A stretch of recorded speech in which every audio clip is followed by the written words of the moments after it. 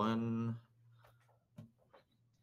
Hello, guys and girls, and welcome to episode 19 of the VR Inside podcast. This is a weekly VR, AR, and MR talk show that is live streamed every Saturday on Nathy's YouTube channel. You can tune into the show live at 4 p.m. in Europe, 3 p.m. in the UK, and 9 a.m. in central US. If you missed the podcast, you can catch up with the whole show when I upload it on my own YouTube channel, Virtual Reality Oasis, every Sunday. Or alternatively, check out the audio-only version on your daily commute. And you can check that out on Google Play Music, iTunes, and SoundCloud. So if you have any questions, comments, or feedback during the show, chuck them in the chat, and we'll try to answer as many as we can. So let me introduce you to this band of merry VR men. First up is our poorly little Dutchman. Send him virtual hugs in the chat because he's not very well this week. It is Nathy. I'm okay. I'm fine. You know, I need to keep on uploading. You know, I need to keep at it because I mean it's CES, so you know all the news is coming out right now. So I need to stay alive as long as possible. It's important. That's right. That's right. You can't stop, dude. You can't stop. No. But I'm okay. I'm doing fine, guys. So send him love in the chat. It'll boost his HP. Of course. So next up, this guy likes to kiss little pillows of my face, and that is Rowdy. How are you doing, man?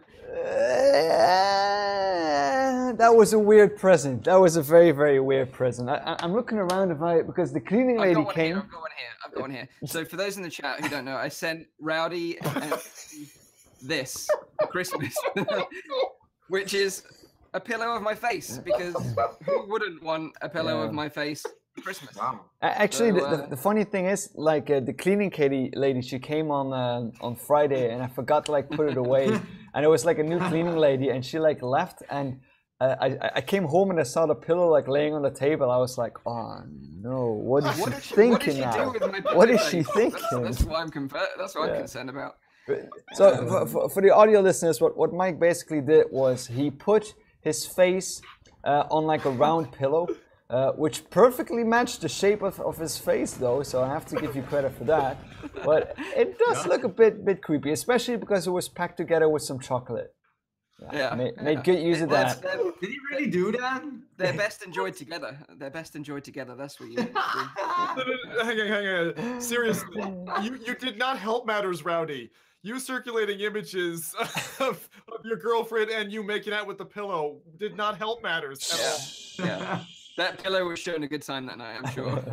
But by the way, wait. One more thing about your pillow. Did you spray like your aftershave or something on there? Oh my God! That was a nice little touch, I thought. You know, you see, not only do you get to see my face, but you get to smell me as well, right? Like that is like an additional bonus. That is. Well done for noticing that. Did it also smell like peppermints, by the way? It's a combination of pepper nuts and izumiyaki. Okay, makes sense. Yeah, totally. Anyway, we digress. Okay. If you want a mic pillow, by the way, let us know in the chat, and you know maybe I'll hook you up. You never know. Yeah, we want merch. So moving on, this guy likes to go fast and furious in VR. It is Zimtok5. How are you doing, bud? I'm okay. Yeah, I've been still getting over the pillow. You're still getting over the pillow. I'm still getting over the pillow, but no, you're right. I have been racing far too much. I was up until 5 a.m. last night. Still doing virtual laps. It's just too good. Anyway, wow. That's me. Wow. That's me this week. We had a big race with 16 people playing, and it was just so good. So, anyway, awesome. Talk about that later. Awesome. And last but no means least, myself, host of the show, Mike from Virtual Reality Oasis. In today's episode, we have got a full episode for you guys. We're going to be talking about the Vive Pro. We're going to be talking about fitness in VR. We're going to be talking about VRChat is addressing some harmful behavior found in their social space. And we're going to be talking about top VR peripherals available to get the most out of your virtual reality experience. So first up, like every week nowadays, we try to find out what everyone has been up to there during the week. So let's start off with Nathy and see what you've been up to this week, dude. You've had a pretty busy week by the sounds of things. Traveled to Stockholm, right? Yeah. So me and also Rowdy, we got invited to come to Stockholm, Sweden, to check out Apex Construct. It's an action adventure game with like archery mechanics in there, and yeah, that's about everything like I played. I also went to Need Corporation, their like development studio, to check out budget cuts. That's all I can say. And I also went to Landfall Games, who made tabs. So I just traveled around a bit, met some developers, gave them feedback on what they can improve, and that's about it. So I haven't really played that much. I've been just speaking to a lot of people, but it was fun. I think that Apex Construct can be a great game if they address some issues they have at this very moment. But the launch is going to happen soon. It's not out yet. So they still got like 6 weeks to finish it up. It's coming to PlayStation VR, mixed reality headsets, the Vive, and that's about it, right? So, yeah, that's all I have to really say. Yeah, but budget cuts is still coming. Yeah, I was going to say that actually, because we mentioned it on the show recently that we hadn't heard from them in a long time, and then you went and saw them and got the inside scoop. But it's a bit. I can tell you guys that they were very surprised, first of all, that I wanted to pay them a visit, because they don't really get that much attention from VR content creators. But it's a nice little office with a small team, and what they could tell me was like, hey, we are still working on the game. And they also wanted me to tell this to everyone, like, don't think the game is not going to come out. They just they are taking the time to finish it properly, because it's one of those most anticipated games. This was one of the games you saw at the start when the Vive came out in the lineup. You know, you had the gallery, job simulator, but also, you know, budget cuts. Now that was only a demo, so you couldn't really play the full game yet. But they are still alive, and they are working really, really hard to make it happen. Yeah. It's kind of an interesting place, I think, that they find themselves in, because as you said, Nathan, they were a really highly anticipated game. But I'd almost go so far as to say they got to be careful, because they're going into nearly forgotten about territory. For me, like, no, they like technically they are forgotten. Like, of course, like the core community still knows what budget cuts is all about, but in the meanwhile, we had so many like new people coming in that have no idea what budget cuts is. Of course, some people are hunting on Steam for free demos to play, so they might have played it. But you are right, and they also told me that the expectations are so high that they have no clue if they are like able to deliver to those expectations. And actually, I heard some of our buddies say this. I don't remember exactly who said it. Let me know if you can credit them with it. But someone said it was probably the first game that we saw, and probably still standing as the game that uses teleportation to its advantage, not its disadvantage. So, and there's a free demo out. If it's still available, do check it out. It's very cool, awesome. Very enticing, to the point where, you know, you play a demo and you're like, I want that now. I don't want to wait. I just want to play. I know where you are going here. I do feel like the gameplay mechanics they have been using back then were like something unique, something totally different. But I do feel like it has been a bit like outdated, you know. But maybe they upgraded it a bit. But still, it's funny that if you look at budget cuts and all the other teleportation titles out there, you haven't seen that many that have used the same kind of like trick. So I think they are going to be fine. But you are right, they have been waiting for way too long. Yeah. And that's I do have to say that was like the first game that I felt like really immersed in, like, you know, picking up those weapons and like shooting with them and like throwing those knives, like, oh, that was so cool. And that was, I think, also for a couple of friends of mine, was like the first thing that I wanted to show, like, you know, look how cool virtual reality is. That's the one that really like convinced me that I was onto something really nice here. Yeah, and like you say, for those of you that have never heard of budget cuts before, it is available as a free demo on Steam VR to check out. So go check it out, and yeah, we'll hopefully hear more about budget cuts in the very near future. So moving on to Zim, then what have you been up to this week, dude? I'm sure you've been busy streaming lots of cool stuff onto Twitch. As always, I think the coolest thing that I got to see, which I can't remember if we covered it here or not, maybe about a month ago, is a game called Cubism, which is an indie puzzle game. If you can imagine Tetris in 3 dimensions, where all the pieces are scattered about, and you have to figure out how the pieces fit together to complete the puzzle. So completed kind of 3 levels of that, and that was really good fun. The other ones that really stood out to me this week, I got a chance to try out Titanic VR, which, having played the original Titanic experience, which was like a demo at the time from the same team, was a totally different thing. It was, here's the deck of the Titanic as it existed for the passengers, walk around it and understand it. That was really cool, just for an educational experience.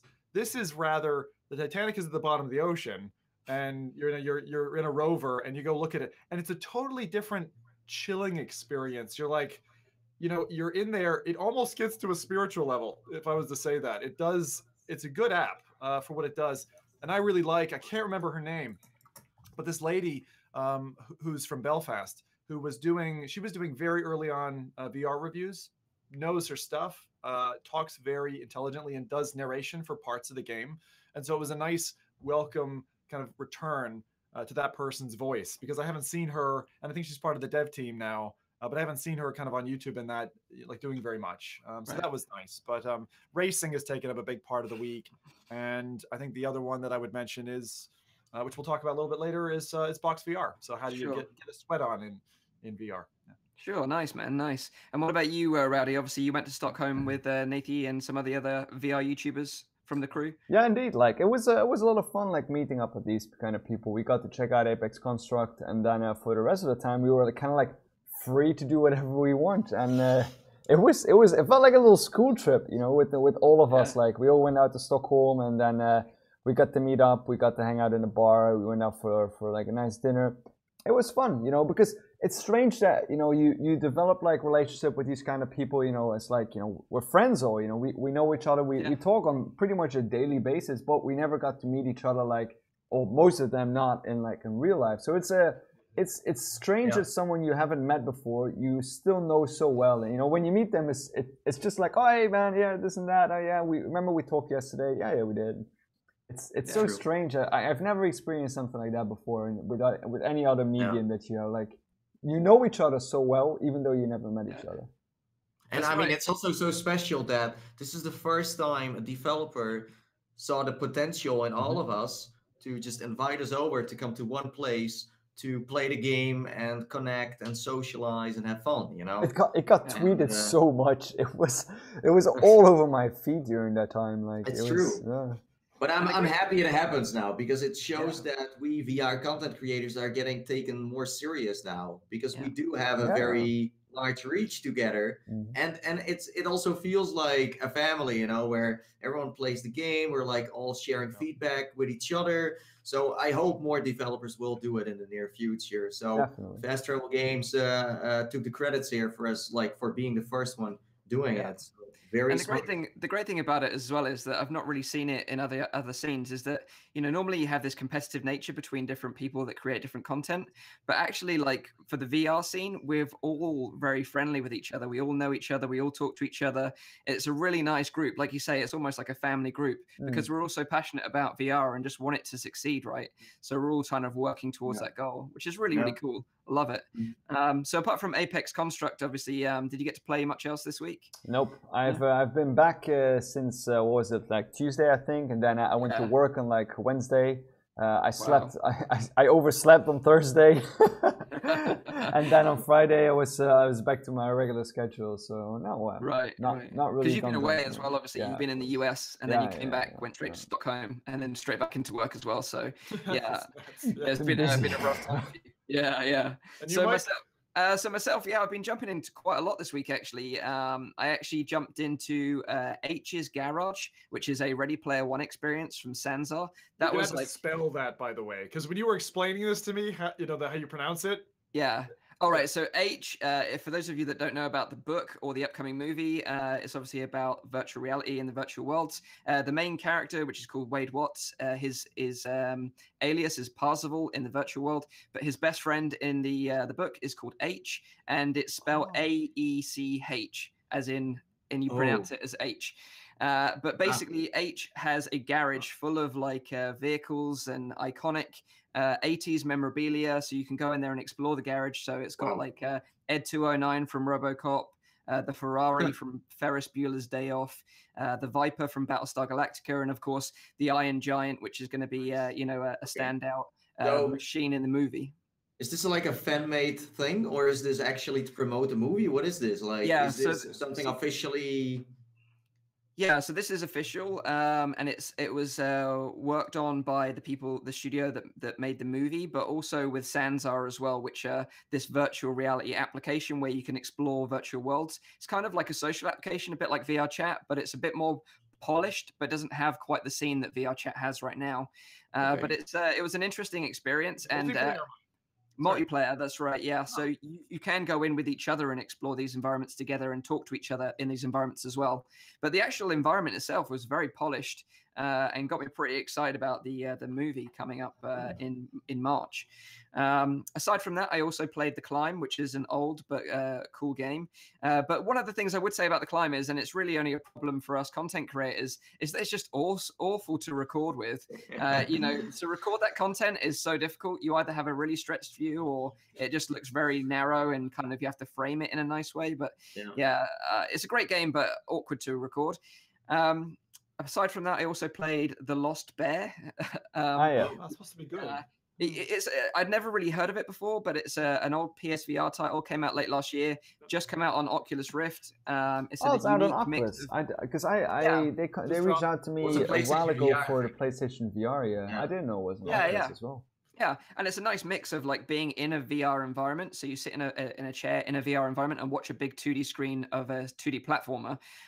It's pretty short. It's only like an hour long, but it's a really nice game. And I've done a review and I've rated it as good.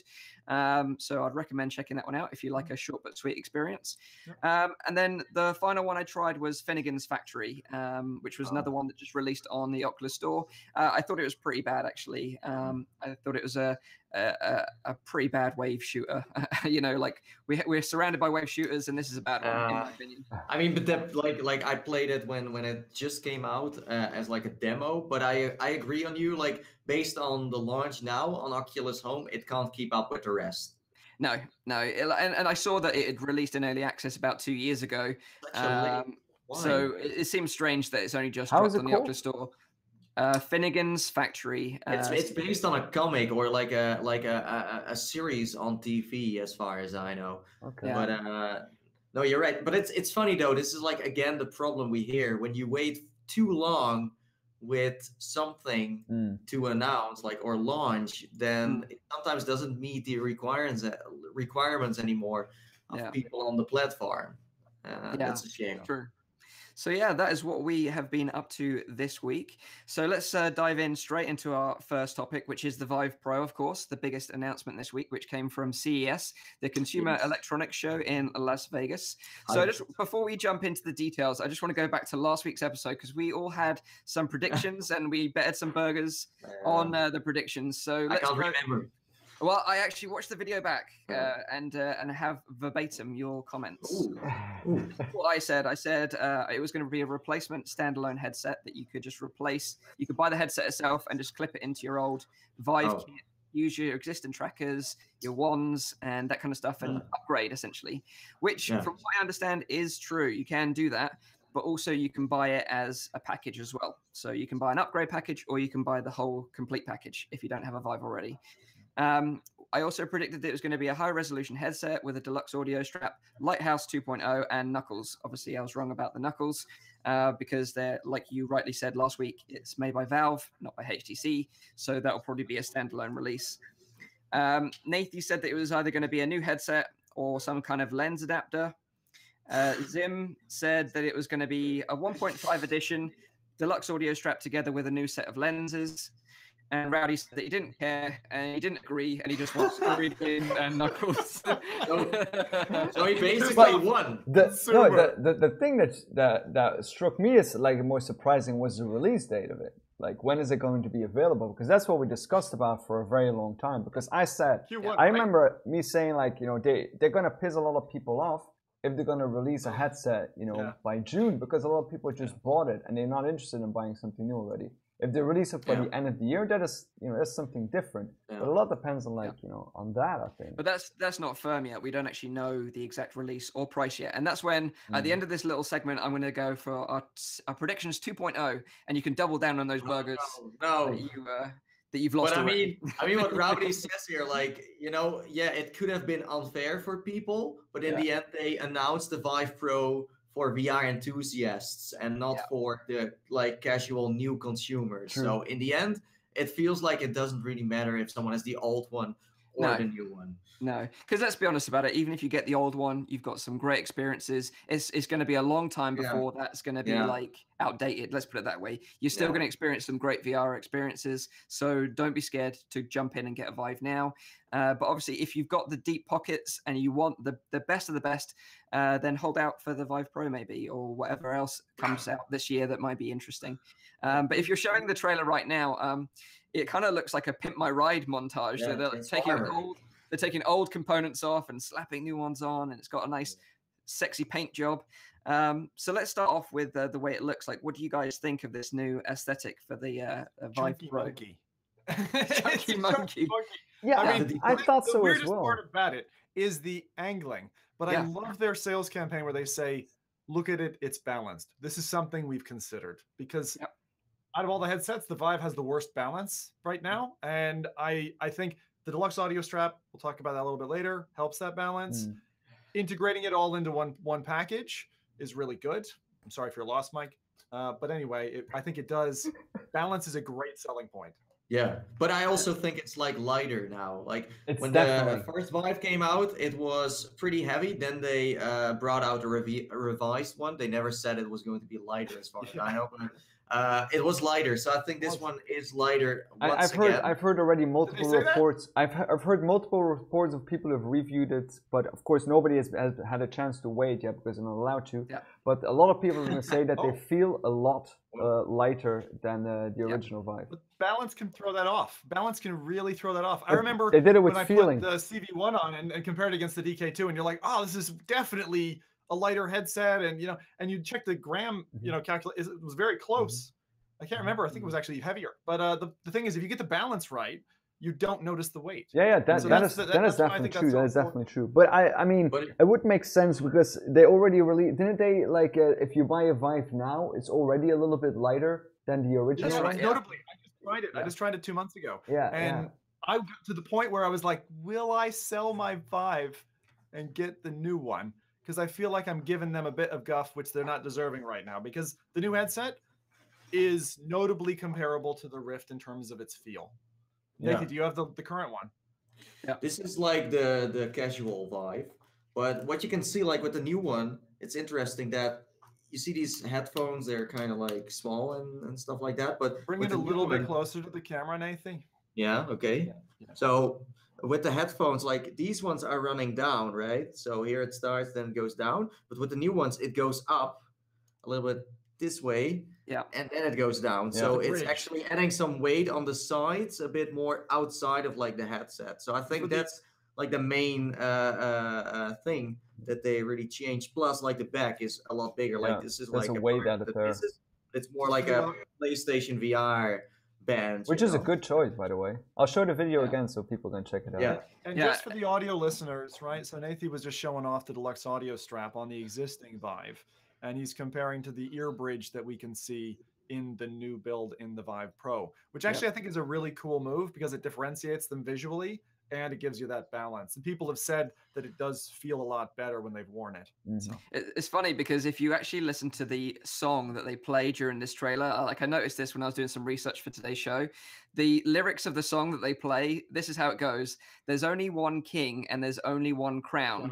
There ain't enough food for the both of us on this throne, so it's about to go down. It's is that shots fired from HTC? Yes, it is. Of course. I love that ballsy approach. Who drops news in January? Okay, loads of people are going to be pissed off who got a Vive for Christmas and are like, for fuck's sake, I want the upgrade now. But I think it's great. It's a great ballsy move. They're doing a big punch to the other competition. They needed this. They really needed just to drop this news. So I'm glad they did. And I'm pretty excited about this because, it is an upgraded display. So the new specs are 1440 by 1600 per eye. Same field of view, obviously 110 degrees, but compared to the old resolution, it was 1080 by 1200 per eye. So you're getting a nice jump in resolution, which is going to sort of eliminate some of that screen door effect. It's going to be like a lot more vibrant, a lot crisper. So you're going to get a nice bump up in quality in terms of the eye performance. And then you've also got this like upgraded audio with the built-in audio strap. It's going to be more comfortable and it's more balanced in terms of the way it sort of displaces the weight of the headset because of this sort of new ratchet system, which is really nice. But also it's got these dual pass-through cameras, which is interesting as well. So we haven't seen how they're going to implement those, but like maybe it's going to be full pass-through so you can see what you're doing at your desk or in your environment. That's the funny part. I've been speaking about this in my video. If you want to see the video, it's like everything you need to know about the Vive Pro. There's some like flag right there. But I checked out the website because they got a website with all the info you need to like know. And it's funny that they announced the front cameras as something totally new, but it was already in the casual Vive, you know. I think it's going to be different though, Nathan. I'll tell you what I think they're going to do. This is my little guess. Okay, if they're smart and that they got the software engineers on it, you do a room map, so you don't have to map your boundaries anymore with the controllers, because you can do that with stereo lenses. That would be awesome. Throw it on and boom, room's mapped. Yeah. No, that's true. But I mean, I was just referring to like Mike because I see a lot of people say like, whoa, but now you can see where you are going and you can actually eat noodles and grab a cat. You could do that before, but it seems like a lot of people like stopped using it. It kind of disappeared. Like, I'm not sure about you guys, but I never really used that feature that much anymore. I can see one feature though for stereo lenses, I think, is typing in the air. Yeah. Because you can track your fingers better and you can get actually a depth vision of that. I think you wants to do that? No, yeah, I know, but that might be a feature that might be implemented later. Yeah, I can see something I have for the that. gloves and I get feedback. Fine. Before that, I do not want to be pushing the air. That is not a good feeling. Yeah. Maybe. Yeah, but that's it. Like they said these cameras are for developer reasons, you know. So it's kind of like what I see here on the website. They say never second guess a step when blazing a new trail with Chaperone. The technology recreates a virtual outline of your environment, enabling the user to see and feel the current surroundings with the need of removing the HMD. But there is more to it. But that's up to the developers. Yeah. I'm not sure if it's like, I thought like, oh, mixed reality again, you know, like the inside out tracking thing, but I don't think I think it's cool that they provide the tools, you know, like, you know, we just put it in there and maybe someone comes up with a really cool application for it. And I think that's a great strategy because a lot of things come out like that. Yeah, so also like this Vive Pro, it actually got a Best Gaming Product Award by Engadget, which is a pretty nice award. But as well as obviously the HTC Vive Pro being announced, they also announced the add-on for the original Vive and the Vive Pro, which is a wireless adapter. So it's Intel's WiGig technology, which touts low latency. And you're going to be using this a bit like the TP Cast, right? So you've got like a wireless headset. And I know Zim is very skeptical about wireless. I'm not skeptical. I am straight against it. I think it's something that is for lab rats. Yeah, I think that if you take, as a qualified electronic engineer, if you take high bandwidth signals and stick them next to your brain for duration of time, you're asking for cancer. I think it's a dumb idea. I think people should avoid it, and they can feck off, to be honest. That's a bold statement right there. You heard it here first from Zim. Okay, but I mean, if they import it like in Europe, for example, they are going to check it. It's not gonna come into the country if what you say here. That's great, Nathan. It's not gonna happen. You go ahead and believe science, but science has been proven wrong so many fucking times. I have no interest in that kind of technology. Once they get it in the headset and you're not having to go through this in order to get to the device, fine. And what they've done is they've noticed this. You can see it in the product design. They're trying to get the antenna where the power nodes happen. It's just like a cardioid microphone. It's got that kind of power signal, and they're trying to direct it away from your head. Why? Because they have the same bloody thing in their heads. They know this. Right. That's the problem. So are you saying, Zim, that these sort of technologies, the TP Cast, this kind of like wireless adapter, it's just, but these things must have gone through FCC approval, right? So they must have been tested. Sure. Yeah. But a period of how long? You still don't trust it? No. The problem is, I mean, because this is like a little bit like my kind of my kind of field of research. And the problem with this kind of research is that it's very hard to prove that someone got cancer because of these kind of things, and that the amounts of periods that you need to track this are going way beyond, like, you know, just a single, like, you know, like you can't do this, for example, for 10 years and then say, okay, no, this is research that's going on for like 1,500 years. And with novel technologies like this, yeah, there's always going to be a risk. That being said, though, this risk, yeah, has been here for like many years and decades. And it's the same with like those power lines you have outside. There are a lot of people believe, and there is significant proof for that as well, that it could cause cancer. But at the same time, there's enough proof as well that also says that it doesn't provide any cancer. The same with, by the way, with a lot of these kind of things, like, for example, when Chernobyl exploded, a lot of like these kind of things is very hard to prove with research. That's just how it is. Yeah, so, well, Zim does have a tinfoil hat in the background there, so maybe, you know, he could wear it. You know, the government are spying on him and everything else. I would love to know what the chat know. I would love to know the chat's thoughts on this as well. Like, if they could just pipe in and let me know, I would love to know their opinion on this. But go ahead, Nathan. What were you going to say? I think that, like, the concerns you have are, like, I mean, you should have those, and there should be some questions asked about it, you know. But at this moment, I think when I saw the Intel thing happening, you know, getting announced at CES, I was like, okay, so people are gonna bring back their TP cast now, and they're gonna swap it around for this one, because I've seen people, but maybe that's just frustration in the end. People said like, my TP cast doesn't work properly, but in the end they haven't tried the Intel one yet. It's not like a nice picture and they got nice words under it, but we still don't know how it's gonna perform. And I did hear there was some delay already, like at some like. And on the flip side, right, on the technology side, I think it works very well. I've seen people doing it. They're doing it with mixed reality setups. I've seen it working. I have no concerns with it as a usable product. I really don't. I think it's awesome. Once they solve that solution of wireless, it'll be great. Yeah. But to be honest, right now, and as a guy who spent 10 years using a wired mouse as an FPS gamer, as opposed to wireless, that's just because of the performance of it. Like, I mean, wireless internet connections, even now, like, how many years have we had Wi-Fi connections with the laptop? How many times do you have to deal with dropouts or kind of conflict with the weather, or conflict with the 2.4 gigahertz device?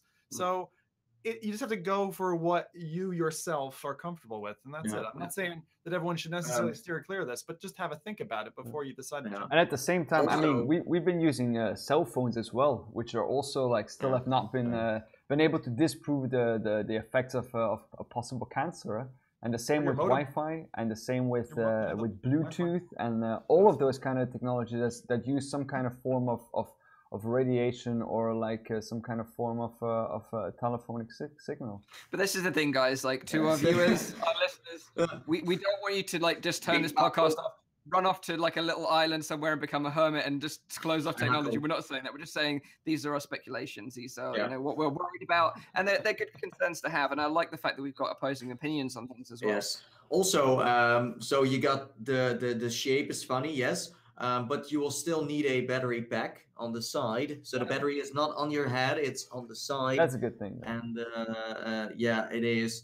But I don't know. That's the thing. Like, we're talking about something we don't know when it's going to get announced. So who's going to get it? When it's going to launch, and what the price is going to be, you know? You're going to get one? Rowdy? I think so. I mean, if it's Sorry. Two things. Vive Pro and wireless transmitter. Which of those two are you picking now? Both. If I can, I'll pick everything up. You know, like the thing is, I just need to have the budget for it as well for doing so. But no, I mean, I think once those things are FCC approved, then I mean, as a scientist myself, I should put all my faith in it.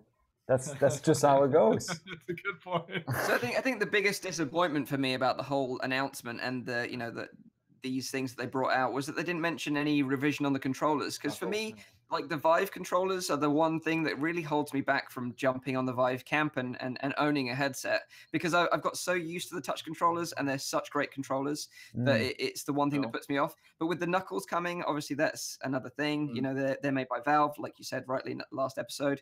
So it's a shame that they didn't revise those. I'm going to make a controversial ask here, Mike, in support of your point of view. Yeah.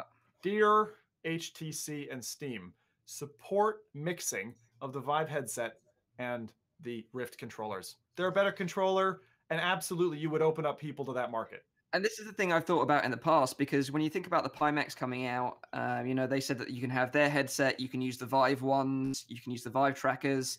We're kind of coming towards that sort of modular future where you can choose the best headset, the best controllers from this system, and the best like lighthouses or sensors from this system. And then if OpenVR allows all that to be integrated and mixed around, well, that's very interesting indeed. You can choose the optimal setup. But as long as they keep on playing the King song, it's not gonna happen. So I mean, but it's not completely true that like yes, there will be no new controllers, but they seem to be working on like Vive 2.0 controllers, not the knuckle ones. Just maybe the grips are on a better place, or maybe the touchpad is a little whatever rounder or bigger. Like I'm more like a shaped thing, and then I think this is like the last thing we will hear of this line of Vives. You know, they could still like pull this off with like a new resolution and a new strap and everything. This is also more for like people that work within the VR industry and that got like a development studio, or you know, are like VR super fans, veterans, whatever. You know, I like that. That's the thing. We don't know when it's gonna launch and what the price is going to be, but I feel like this is just their like last thing before they go for a whole new. We got Paradise Decay saying that he saw a picture of some blue controllers that look smaller than the default ones.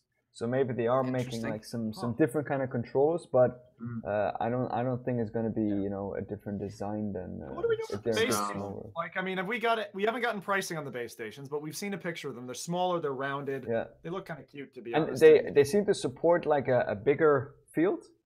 I've heard as well. They do, right? You can put 4 of them together for 10 meters by 10 meters coverage, which allows for what I'll call warehouse VR, which is great for those, you know, those camps like escape room games and what we've been talking about in the past couple of podcasts, where you can actually put a little backpack computer on and away you go. So let's have some new predictions for release and price. Let's go for it. Double down on those burgers. So go on, Rowdy. Like, do you have any predictions for this? Like, I want to see some more games. I want to see new games. You just don't care again. He's playing on save. It's not fair. I don't know what. How much is the original Vive now? Is it still $5.99? $5.99. But that includes base stations and includes controllers. So we're only talking about the base. Do we want to talk about the upgrade, Mike? Price that. Well, so I think there's two. So I'll go with mine first.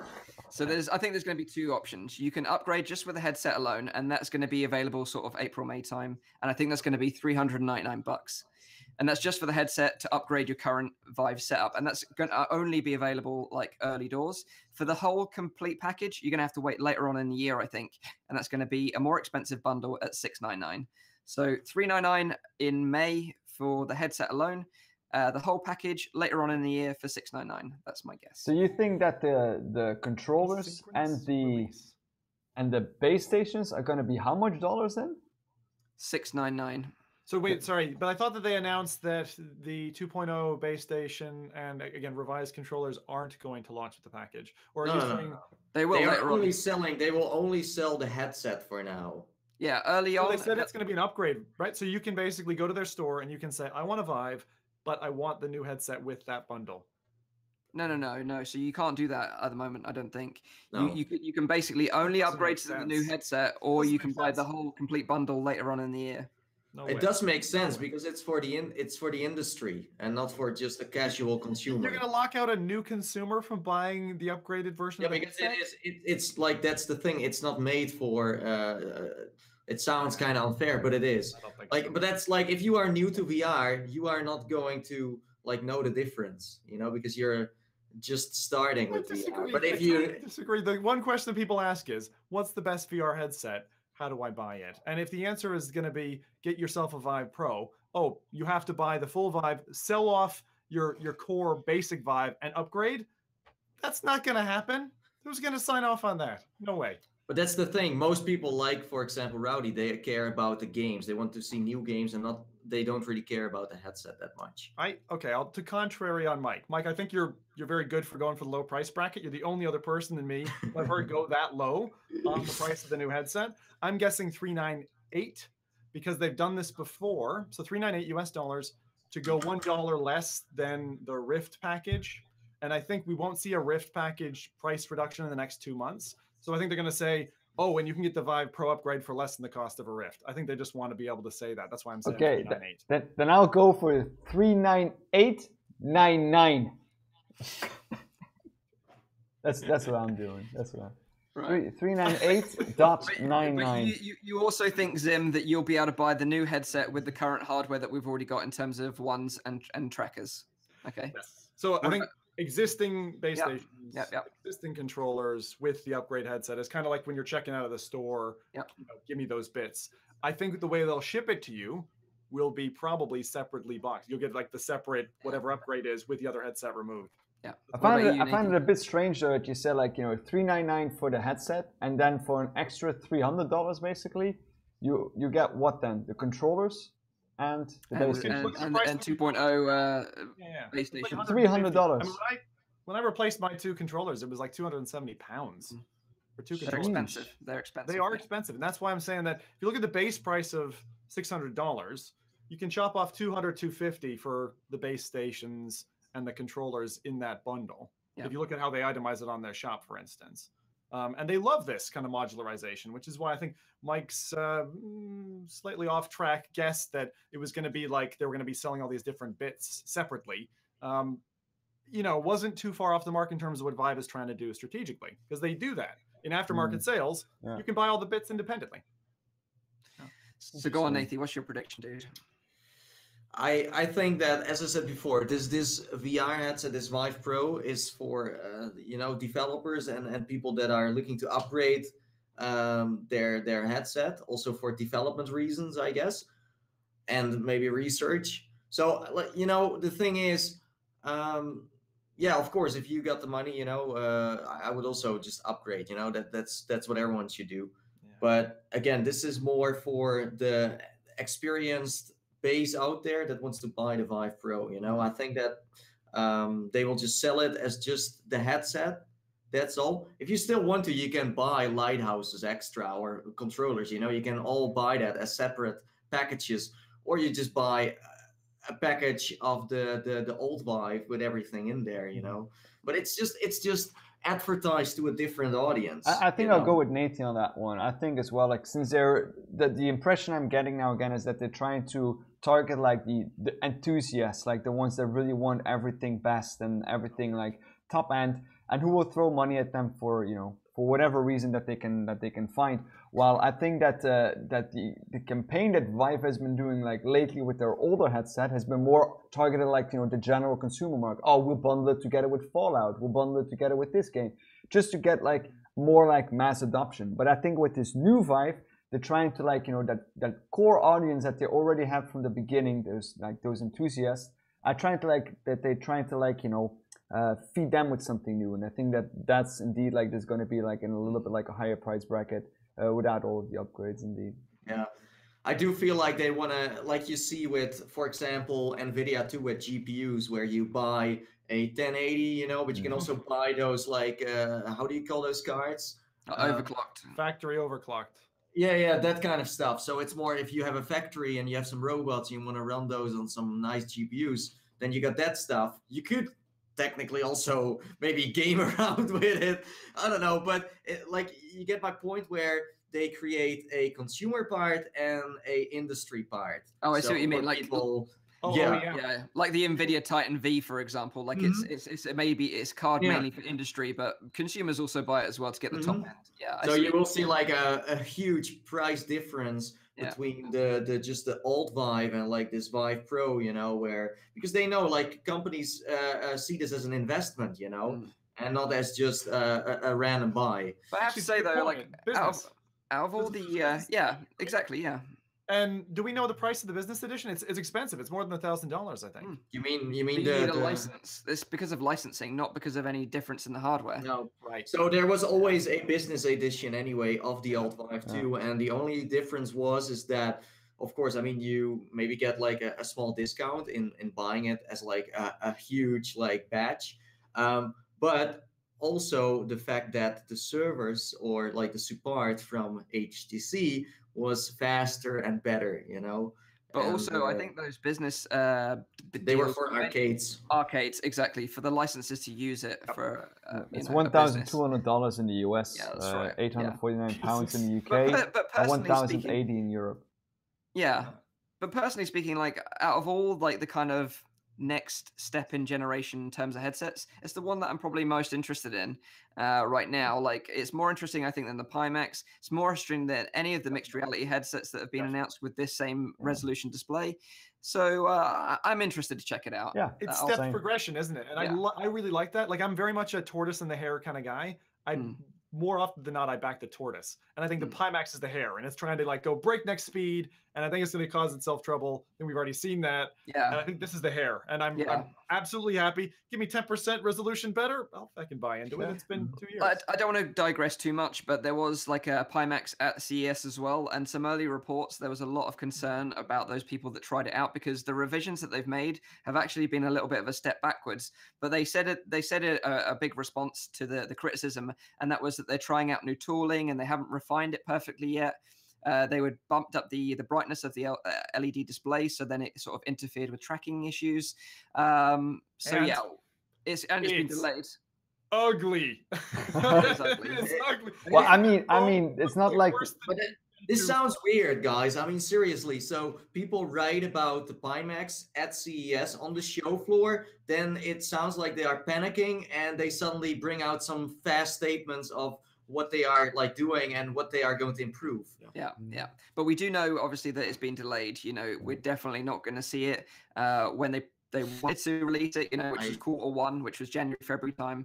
We're not going to see it for a long time, I don't think. Maybe we should ask the chat what they would if they had the money in the world, what would they get? Would they get the Vive Pro, or would they get the Pimax? Definitely a Vive Pro here. I'm gonna get one for sure. It looks great.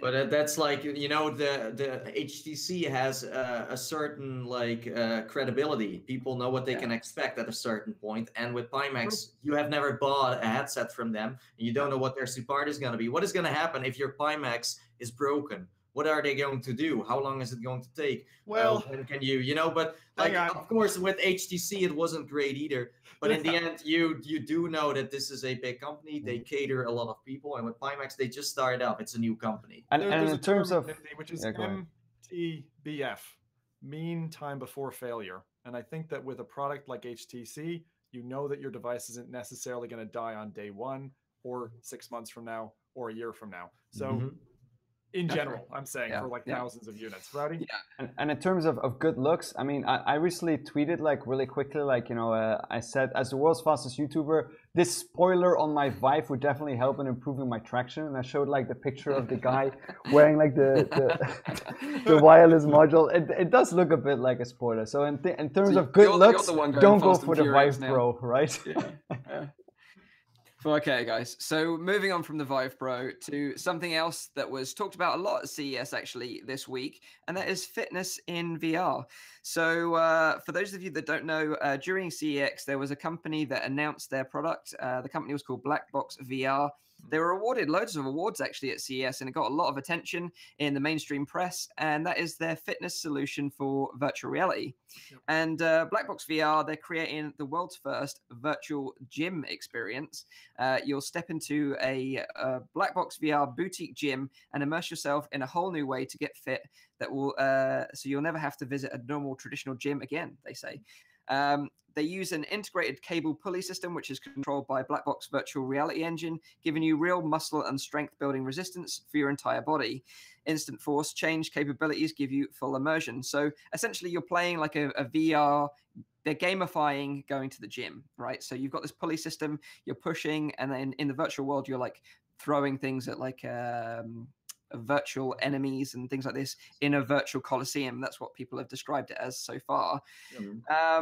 So what do you guys think of this? Like, are you keen to sort of start working out in your VR headset? Because I know for one, I'm not that interested. I'll go last. Okay. What about you, Nathan? Are you going to start sort of like pumping some iron in VR or sort of doing some jumping jacks?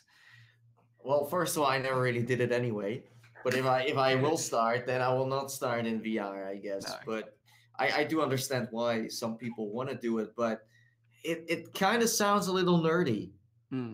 like this is not something most people will do. Like if you are really into VR and you love the Vive and you love all the headsets, then yeah, you are going to work out in VR. But let's say if you just got a Vive laying around or a Rift or anything, then it's fun, but it's not like you want to work out in it, you know. No. I think that just going to a gym is still fine too, because you socialize a bit too. Yeah. And of course in VR that's possible. But I know I don't really see the connection that much in a way where people would really trade in their local gym with all their friends for a VR version. But yes, of course, for working out, it's great. I mean, you can burn some calories. Yeah, and that's the weird thing. Like, I was surprised it got so much attention from CES, because I just thought it was kind of one of these gimmicks. You know, like we've seen these kind of gimmicks before, and working out in VR, I just don't know. I don't want to get like hot and sweaty. I don't want my Rift to get covered in sweat and horribleness. Like when I go work out, like I give it some beans, and like, I don't want to get it all like hot and sweaty. I just don't want to do that. Yeah. But like with this as well, like it's not like for the home environment, right? Because this is even worse. This is like even worse, right? This is like a cable pulley system, right? So it's a big machine that has machine learning in it, so it knows how much you're giving it, and in terms of how much sort of percentage of your capacity you're actually giving it, so it learns from that and tailors the workout to your needs, which is really impressive stuff. But it's for a gym environment, not a home environment. Oh, wait, and they're actually saying it's gamifying it, right? So is it still a game then, or is it literally just a VR gym? Because the main reason why I don't go to the gym is because it's boring. Yeah. Well, that is the thing, right? Like everything in life that you need to work hard at is probably boring. But like that's one of the things. Like it is gamifying going to the gym, which I do think is great. But I just don't think this is the ideal way of doing it, because if let's be honest about it, if I'm going to go to a gym and there is this pulley machine in the corner with a VR headset, there is no freaking way I'm putting that thing on my face with everyone else's sweat on it. But I'm looking at you. Yeah, look at that guy. But they are actually opening like a gym with this kit, and it's going to be open in San Francisco. Right, brick and mortar shops. I mean, when I saw the video, I thought big question mark there. I think the real thing is, what are they actually showing us? I think there's a bit too much fluff right now. Yeah. I haven't seen what the actual app looks like. I haven't seen what the actual equipment looks like. Yeah. And like you said, I think there's a few really tough logistical problems. Yeah. Number one, a Vive is not designed, and people can kill a Vive with sweat. It has been proven. We've seen it already. Tribal. So having 60 people even in a week go through a headset that you're going to then step into, like, doesn't feel great. If it's on your own personal, if it's on the home front, and we'll talk about that, a couple of things that I've touched on recently and what I've done in the past, but I think that home VR exercise is better than gym. If it's trainer-led exercise, and you're in an enclosed space, it's kind of like the design for executives. I really think there's a market there. But I don't think that down the common gym, in the corner of the gym, like you'd have your treadmill or whatever, you have a Vive on the corner with this pulley system. Yeah, I can't see it making much of a splash, and I really think that people are just looking for Wii Fit 2.0. Right. Oh, I think that if you are in a home trainer and you can actually bike somewhere, then that could be fun. But it's not gonna work with every like workout system out there. But it feels like they just want to test this and kind of get the attention to see what people think, you know. What I think would be cool. It almost like feels like this is something that should be an AR thing and not VR. Yeah. You know, like with AR you get some info on how much you work out, stuff like that, and of course the glasses are too big now, but you don't want to close yourself from that, you know. Like I have the feeling that when going to a gym, it's kind of like a social aspect, like. As well, you know. Ever been to a gym, Nathy? No. Yeah, that's what I thought. Okay, because it's not actually as social as you might think it is. I would say the people on their gym routine clock in at 6 a.m., do their reps, do their routines, and are out by 7 to be able to go get to work. Or if you're doing it after work, it's not. You're pretty shapely, Mike. But Rowdy, what do you think of it? Like, is this something that you would use? Is the concept? You know, go as arguably the best looking guy here. There's some bromance going on today. The thing is, what bothers me the most with this is, like, you know, people, if they want to have people more going to the gym, you know, make it like a more fun experience. Make it more of like a game. Like, for example, I don't know, like instead of like that, it's like a gym environment where you need to, like, you know, push weights up or something. They make it something like, oh no, you know, we're building a house and we need tree logs or something. You need to get those tree logs over there. Or you're I don't know, rescuing a party and there's this big ball that's rolling towards you. You need to stop the ball for long enough. You need to try and push it back for the people to escape. You know, something more of like that is like it's a game that you want to be playing, and that it requires a workout to do so. That would make me much more interested in it. Like, oh, I'm gonna put my headset on instead of taking my bike and go to the gym down the street. I don't see it. And then of course, like all the sweat and stuff, you know, I'm not even thinking about that yet, because I would think that you would have to bring like your own Vive to the gym and like plug it in and then like use it. But even then, I would not do it. I would just not do it. No. I think actually, and this is somewhere we're probably a few years away from it. We're just starting to see it with things like the Void. But if you had a warehouse VR experience, which was social, and causing you to like do quite a bit exactly. That's much more promising. Like you said, like with the Mayan temple, 4 of us have to push a brick wall back. You know, you can imagine that being something quite interesting, where you would get together with buddies, you would go and do it. You probably wouldn't do it, you know, at 9 or 10 at night after having been down the pub. Like that isn't going to happen. But the thing that I played this week and I thought was really worth mentioning, which is Box VR, confusingly. So we've got Black Box VR, which is just announced. Nathan, what was the name of the other announcement? Holyfield? Mayweather? Mayweather. Thank you, Mayweather. So there's something else in the space. And then there's an app that was launched last year called Box VR, which is kind of like, if any of you know Audio Shield. Audio Shield is a game which does beat detection, and these beats come at you as balls, and you're punching the balls. That's all you do. There's no other body activity. There's sound boxing and a few other games. Sprint Vector's coming. That's another one that's like highly involved. So these are all like exercise apps. But Box VR, I really liked, and I'll tell you what I liked about it.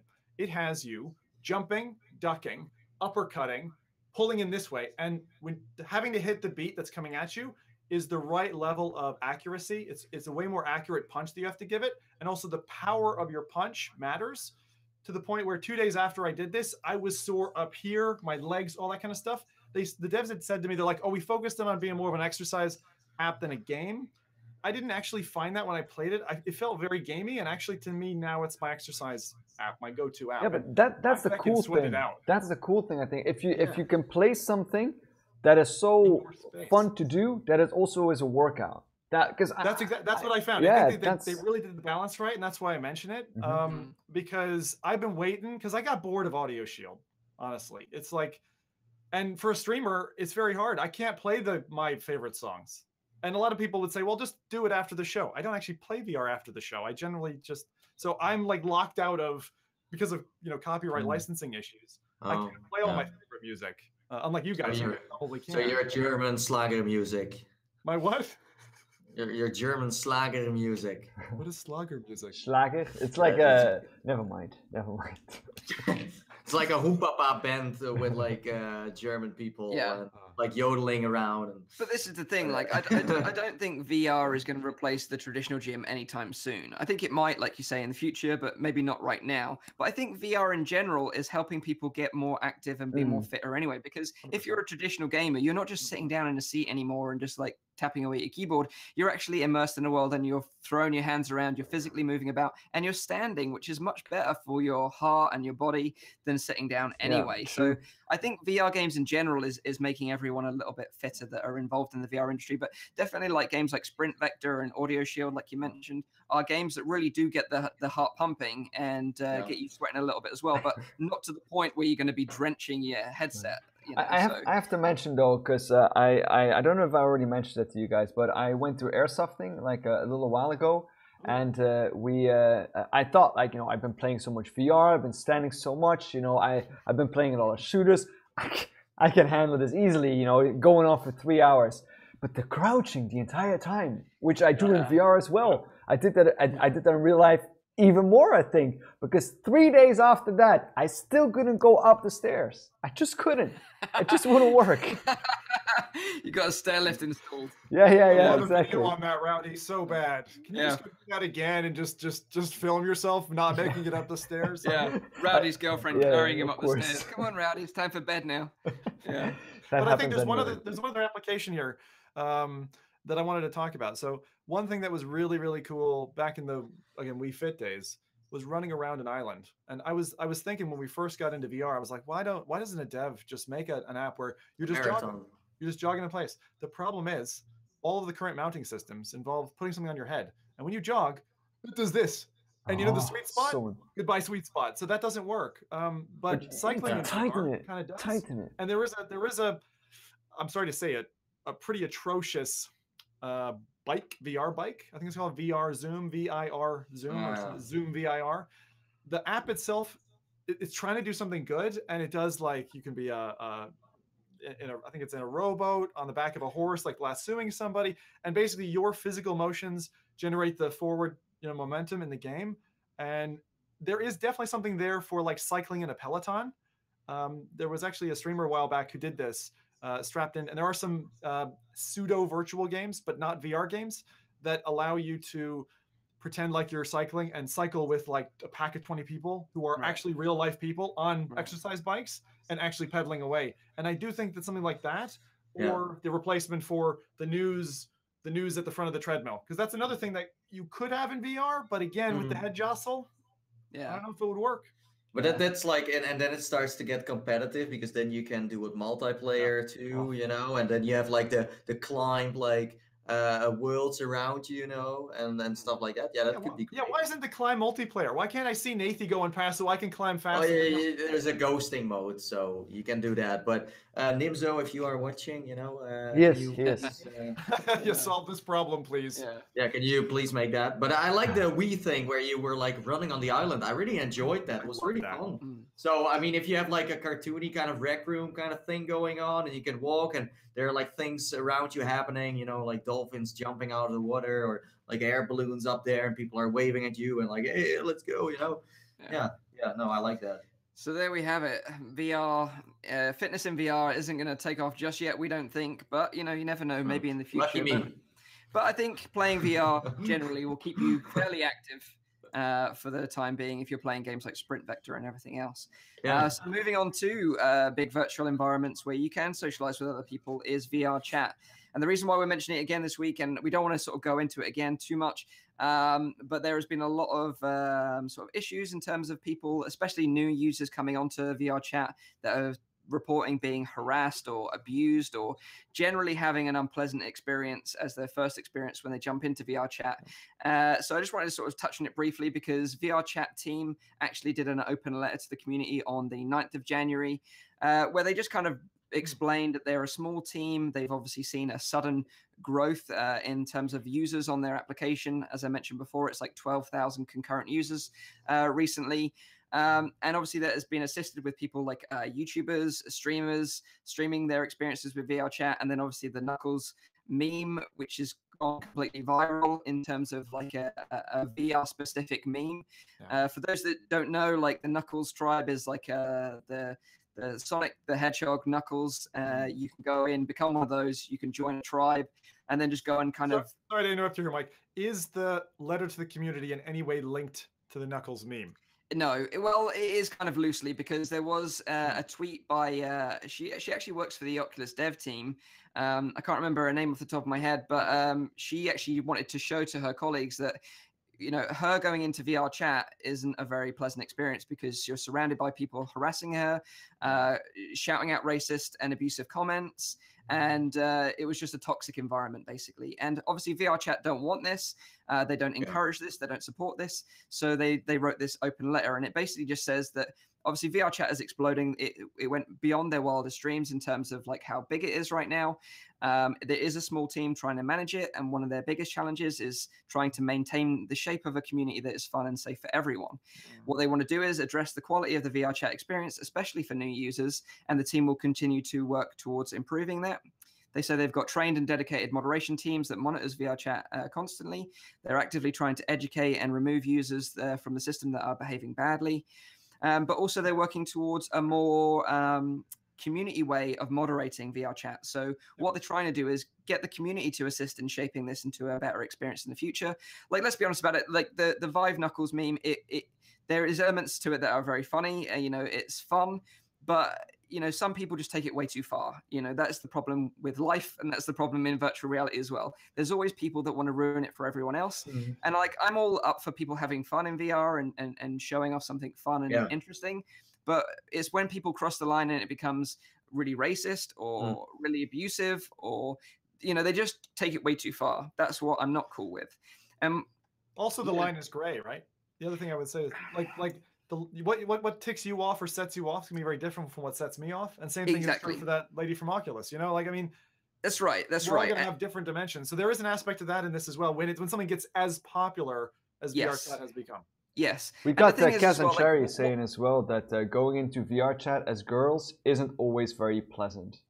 Yeah, no, and I can totally and I can get that. And that's the thing, like they're saying, we have tools like we can mute, you can block people, you can go to invite only rooms, but that's not really the solution here. We want to the solution is really to, if you're in VRChat and you see this kind of stuff going way above the line, you need to just challenge it, just be strong enough in personality to just go, hey dude, this just isn't cool, and people will support you because ultimately they want to build a lasting community. And just like in real life, if you saw something going on that you just don't think is right, then you should feel strong enough to just say, hey dude, this isn't cool. And if you don't want to do that, then you could just report it and let them know behind the scenes, and they can address that person in the future. But like these kind of memes, they are fun, but what I'm talking about is the next step, like just being like completely in someone's face, or groping someone inappropriately, or just doing something that makes someone else feels uncomfortable isn't cool. Yeah, the thing that I think that VRChat needs to watch out for is that it doesn't become a meme in itself. That it's only that, and that's why people are going in there. There's so much more that has to offer than just that. Do you know the way? That's true.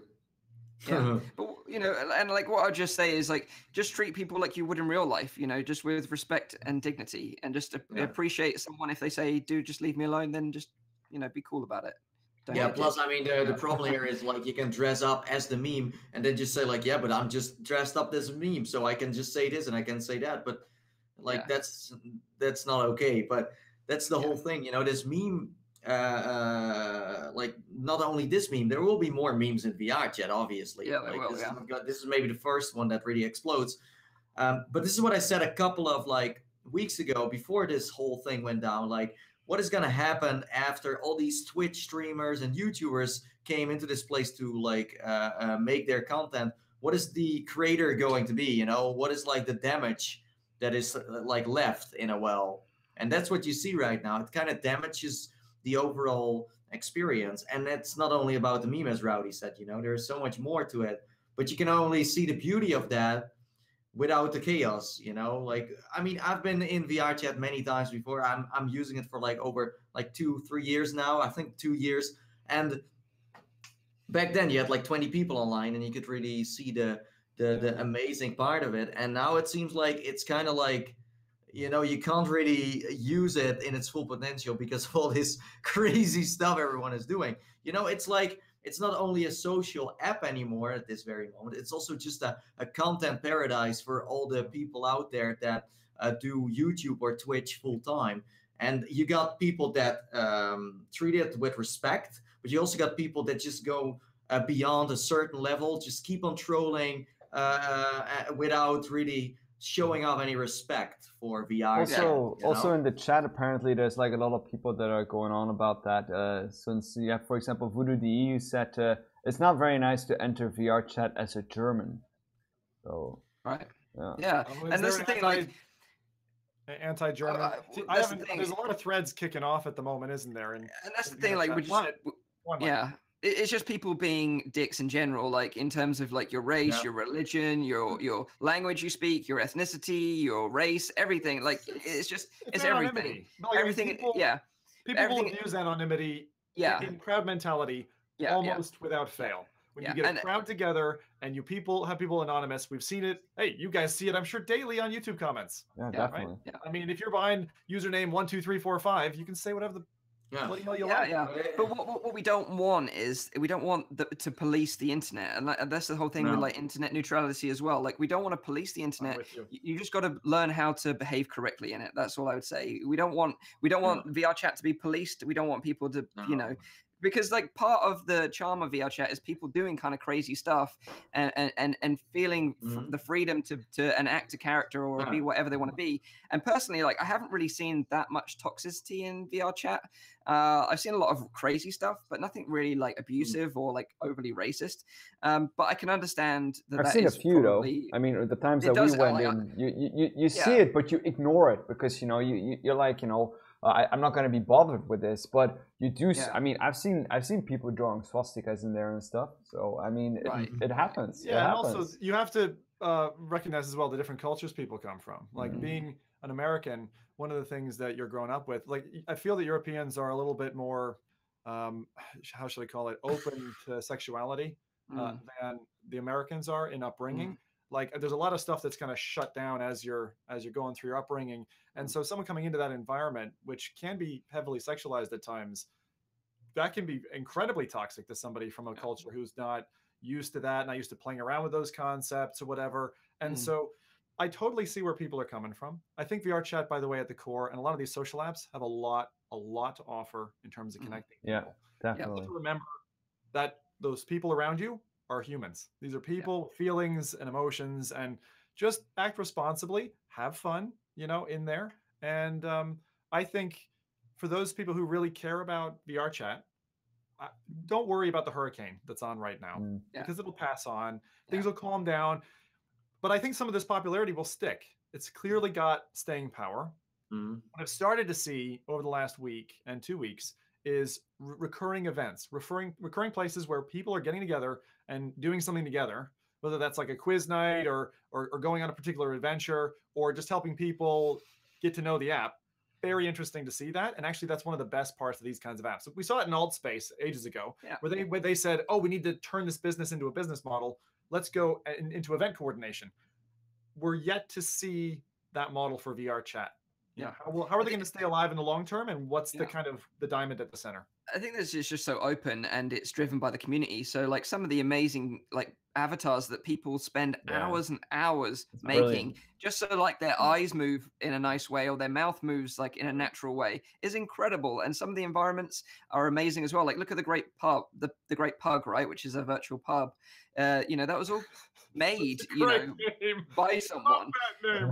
And it's just so cool. And that's the thing. Like I don't worry about the future of VRChat because I think it's going to survive all this. But like with anything new, there's always going to be some controversy involved in it. And like me and Nathy have been involved in this whole Knuckles thing as well. Like we went and did it, right? We've made videos of it ourselves. Lovely. But and we had fun doing it. But you should make videos of it. Yeah, but during that time we were respectful to people that say if someone didn't want to participate in what we were doing, then that's cool. Let's go and do what you want to do. But they were almost do this yet. But Nathan, that was my favorite video you've ever made. Was your Knuckles video? It was just very natural, and it totally taught me the meme. And you showed me the way, brother. Yeah, that's nice. Yeah, but I mean that's the thing. You see kind of like a clash going on between different groups of people in VRChat. You got the core community that has been in there for a while, and now they get suddenly invited or like invaded by all kinds of crazy people from kids that have seen their favorite YouTubers play VRChat, and they decide to go in there like themselves. So I think it will have like a good boost for VR, and I think the memes are there to stay because you can be a meme, and we haven't seen that before. It's just that don't take it to a level where it's offensive or disrespectful. But I hope there will be more police patrolling a bit in VRChat, because I think it does need that. VRChat is the Wild Wild West. Mike, you touched on something that I think maybe isn't apparent to everyone right now. VRChat is doing something for the games industry as a whole that's very helpful, and that is teaching a whole new population how to model and rig characters, because people are saying, I want a custom avatar. How do I do it? They're going to learn that. And that, I'll tell you right there, that is a job path into the games industry. You hone those skills. I don't care if you're 12, you can get on that path. And if you're an artist, true artisan, modeler, whatever, designer, doesn't mean you have to be good at like paint brushes and stuff. You can be a modeler or a level designer, and that is a real life job. Yeah. No, that's true. It's definitely true. And like you say, just be respectful and cool to people in VR. And if you didn't know, there is actually a counter meme to the Knuckles meme. I don't know if it's going to be as mainstream, but there is a Jazz Bees tribe that are trying to take on the Knuckles. So there is like guerrilla warfare going on in VRChat right now in terms of funny memes. So yeah, we just wanted to touch on that briefly. Just just be respectful to people in VR is ultimately the takeaway from that one. Yeah. So moving on to our last topic, and hopefully we'll be able to cover this one in a little bit of detail before we wrap up the show. But it's the top VR peripherals to get the most out of your virtual reality experience. So we've all been trying different peripherals for our virtual reality systems, whether that be the Vive, the Rift, or the PSVR. There's tons of stuff out there you can buy to improve your experience. So I just wanted to quickly go around the room and just touch on some of the stuff that you guys have bought and that you personally use maybe every day or every week to enhance your experience. So I'll start with you, Zim, because you use quite a lot, right? Tell Dildonics, man, they are here. I haven't got that far yet. Wow. Yeah, that's still a Japanese thing. I still have. Yeah. Shutters. There are all kinds of peripherals. You're bringing back all sorts of horrible visions in my mind, but yeah, carry on. We've just come from VRChat. I had to say it at the start. Yeah. So, best accessories. I think that if someone has kind of gone through, this is the funny thing. It's a rabbit hole. You get into VR and you're like, wow, I'm immersed. How can I go deeper? Right? What can I do? Something I've tried, which was awful, was the Nauseous Rift, which was coupled with a VR game, and which basically had you smelling just farts. Every time Cartman on screen knocks one out, you smelt it. And let me just say, as a dude with a beard, yeah, it stayed in here for like 30 minutes after, and I felt sick to my stomach. So that is the type of a peripheral I wouldn't recommend. That was to support the Stick of Truth, right? The South Park game. Fractured butthole. Oh, the fractured butthole. Okay. That's the one. I was shudder saying that. But that was the Nauseous Rift. So there's a few peripherals definitely to stay away from. Ones that I think really augment your entertainment value and work very well across a wide array of titles. You've heard me talk about them before, but I think tactile transducers of any nature. You can do homemade ones with these little pucks you get, connect them to an amp, drive it into your seat or whatever. I use personally a butt kicker and a sub pack, which help me feel the experience. They work about 60 or 70% of titles. Not everything's tactile like you might expect, but a lot of games are. And then in addition to that, you get into the more expensive peripherals. So let's say you're an Elite Dangerous player and you like your space sims or flight sims. You can get a HOTAS, so you can get something that is a hands-on throttle and stick, HOTAS, or you can get a wheel if you're into driving games. So I personally use a G27, which is an 8-shifter, a wheel, and pedals. And I think I paid 160 pounds for that when I got it. That was kind of an expensive purchase for me. But if you're into racing games, the only thing you want to think about before you buy one of these things is you basically bolt it to your desk. It's all these turn screws and stuff, and it sits there.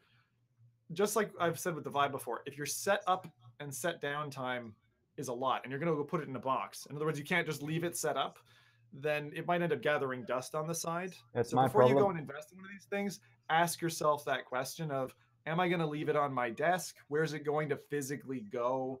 And do I play those games enough to warrant the asking price? So look, don't go out and pay 500 quid for a HOTAS and then be like, oh, I paid, a flight sim once and, now it's in the box again. Just think about that. I had that problem a little bit where my wife gave me a nudge on the side. She's like, PSVR aim controller comes with Farpoint, 80 pounds for the game in this. One night, that's how much I got out of this, literally. So was it worth it, the price? For me, yes, because that was like living in a sci-fi action thriller, which was amazing.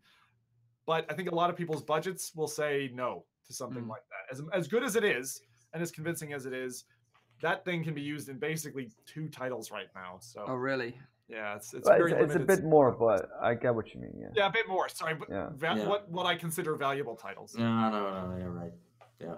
What about you, Rowdy? What do you have? You've got a few peripherals yourself, my friend. Yeah, I got the HOTAS, but it's indeed a big problem. And I'm glad you touched upon that. If you do not leave it on your desk, you're not going to be using it. Because I bought a HOTAS, I think almost 1.5 years ago, and I think I tried it once, and that was to see if it worked.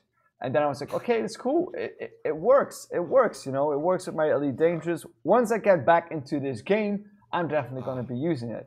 But that's the thing. Like it takes like, for me, I do all my recordings in my living room. I need to set everything up. I need to break everything down. I need to make sure that my girlfriend is not in the living room when I'm doing the recordings. You know, it's a lot of like stuff that involves around it. And if you do not, you know, have the time or want to do the effort to set everything up every time, then you're not going to take it out. And I love it though. I've played with it, you know, that one time, and I thought, man, this is so freaking cool. You know, I really feels like you're steering with something.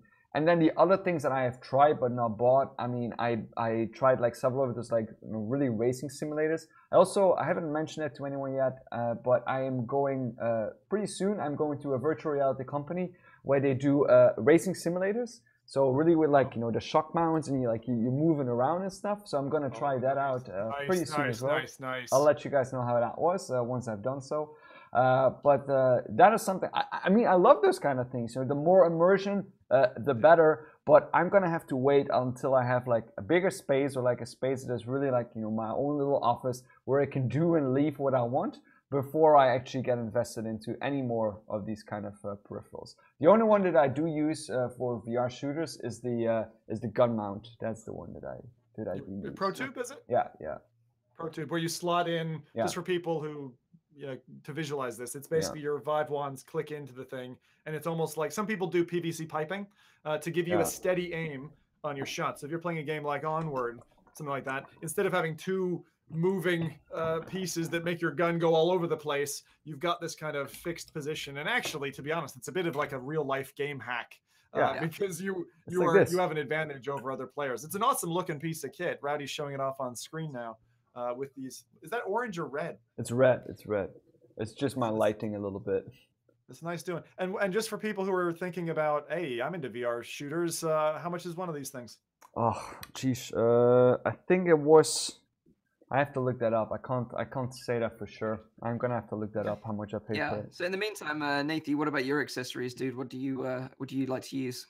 I don't really use any steering wheels or like HOTAS, or, you know, I do use like little 3D printed gadgets, you know, like we got the VR covers that you can slide in. Also, I got, maybe I should show it soon, but I got like on the strap of my Rift, like the cable usually just goes down with the Rift, but I got like little 3D printed little hooks from a Reality Check VR. He's making those kind of stuff, and you can just click it on the side. It's like a little clip, and then you can put the wire between that to the back of your headset.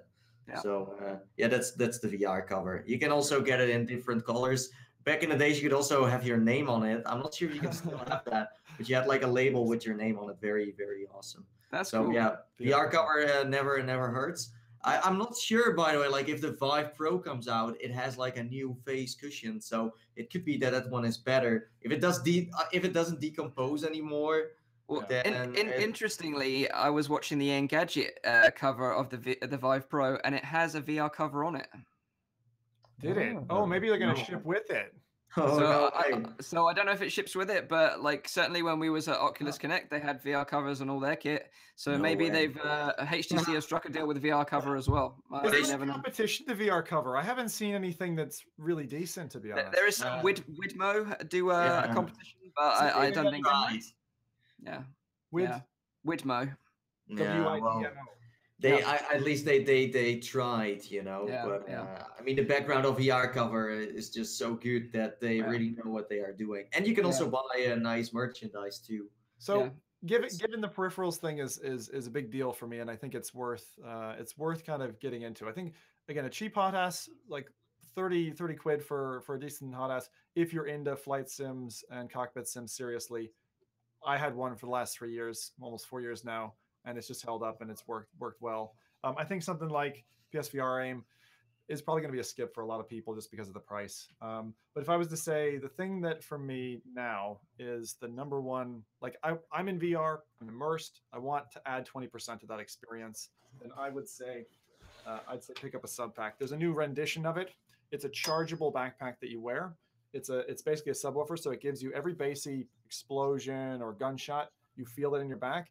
You can wear it. It wears like just like a hydro pack, and it charges and it holds about 7 hours of charge. So because VR games tend to be more kind of standing in the center of your room, for me it is another line going back to my machine, but I don't tend to get too tangled in it. And the the addition it gives to you, again, across about 70% of the games, is worth the asking price. A little bit pricey, so maybe buy, because there's a new revision out, which is the M2X.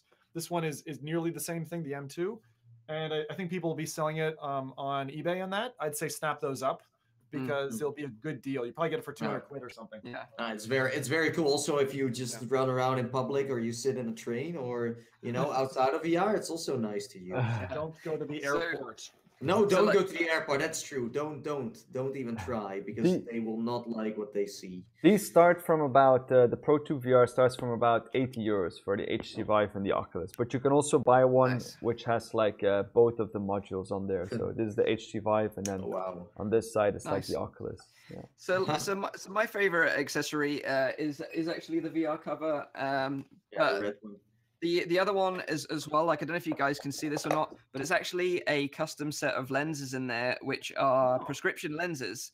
So I wear glasses in the Rift. I used to anyway, and then I got like a custom set of prescription lenses made, and then a guy from eBay, Fabian Gunderman, he actually 3D prints his own lens adapters to fit your IPD. Right. So give him your IPD, and he'll print you the lens adapters for your lenses, and then you just pop the VR Lens Labs lenses in them, and it just clips into the Rift, and then you never have to wear glasses in the Rift again. And for me, that's the best accessory, because it has greatly increased my enjoyment using the Rift, because everything's a lot clearer, and I don't have to mess around, put my glasses on and off every time. Did you know that VR cover also?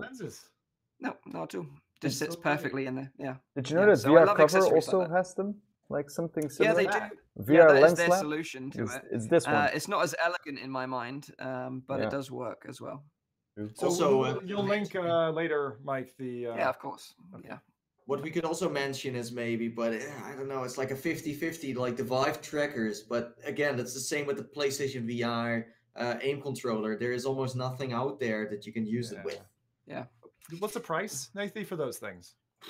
I have no clue. It's like they, or something. I think it's kind of weird, because first they were for developers only, and then they suddenly were like, okay, it's Christmas, maybe we should use all the ones we still have and just put them on a gun that looks like an NES gun, Oh, I saw it. And then I don't know. Is that a purchasable peripheral? So you're talking about, it looks like Duck Hunt, the old Duck Hunt gun, and you can buy that for the Vive. Does it work with any game? Like, what does it work with? Don't know. I know that it works with Iron 359. You can use the trackers with that to like put on your like legs and like your hands, and then you can see your whole body. But it's a little bit too early for that. If you are someone that is like crazy about VR, then of course it's a must-have. But it's not like you can expect every game to work with it. No. Okay, guys, so we have sort of gone on for an hour and a half now, so sort of pretty much time to wrap up this week's show. Hope you guys have enjoyed it. If you've got any final questions, chuck them in the chat now while I wrap this one up. So, like I said at the very beginning, it is a weekly VR, AR, and MR talk show, live streamed every Saturday on Nathan's YouTube channel. You can check out the show at 4 p.m. in Europe, 3 p.m. in UK, 9 a.m. in Central US. If you missed the podcast, you can check out the whole show on my own YouTube channel, Virtual Reality Oasis, where I upload the whole video every Sunday, or check out the audio-only version available on iTunes, Google Play Music, and SoundCloud. Yes. So, any final requests before? Yes. I got. Sorry. I got one more mention. So we talk about the VR trackers. They're also used for motion kind of stuff. So you can use them in like several kind of games, like Island 359, but also with VRChat. To get like those on your feet, and then you can get your feet tracked in VR. VRChat. Yeah. Well, I mean, if you like VRChat, then you need this. Right? Like you can see your little knuckles toes. That's cute. But Martin Risby said, hello, Martin Risby. Hey, Martin. A shout out to you. He said like also like the Tesla suit is an interesting one. Now you can't buy that. But we haven't really spoke about that. Let's keep it short. But I know you're like getting really excited now. But I'll say two things. It zaps you up here, right? It zaps you with electricity, and definitely gonna get one. I don't know what the price is. It's a haptic suit. It feels really like Ready Player One, that kind of technology, and I'm excited for when that finally takes off. Definitely. Yeah, because then you can feel Tesla poking you. Oh yeah. Oh yeah. Elon Musk approves. So, PD said, what games is everyone looking forward to in 2018? I know we covered that to some extent, but anything new that you guys have caught wind of? it's like it's kind of empty, right? Mm. Like launch-wise, Chirp. budget cuts. Windlands 2. That's about it. Okay, yeah, sure. Sprint Vector for me. Sprint Vector. I want to race against against Rowdy. Yeah. Not against me. Why not See me? if you can hold his record for being the fastest YouTuber alive. And you guys got nothing on me. Nothing. Yeah. That's like that Mario Kart experience where you can mess around with everyone with items, and that's gonna be great. Yeah. Yeah, let me just double check one more time if we see anything else here. But I want to make. I got one funny here. Zim, Mike Pillow. Zim will run electricity through himself, but not radio waves. I saw that. Yeah. Yes, there actually is, and I don't know if you guys have ever heard of this. The coolest technology when I was doing my degree was where you'd have like a gadget in your pocket, like an iPhone or something, and it was called red taction. It modulates the electrical force of your that we all have as humans, right? Very Matrix. And if you go and shake someone's hand, it was the same thing. The devices in your pockets can talk to one another. Yeah. Nice. It's kind of very similar to AM or FM radio waves, but it's very interesting to be able to meet someone in a bar and not have to take down their details. Yeah. But we forgot, obviously, the best VR accessory of all time, and that is the mic from Virtual Reality Oasis official pillow. And on that VR bombshell, we are going to end this week's show. Thank you very much, guys, and our audio listeners for being a part of it. We really appreciate it. As you probably guessed, we're having a great time making this show for you, and I hope you appreciate all the work we put in behind the scenes. So we will see you at the same time next week. Take care, and bye-bye. Bye-bye. Yeah, see you later. Bye-bye. That's the most awkward ending ever, but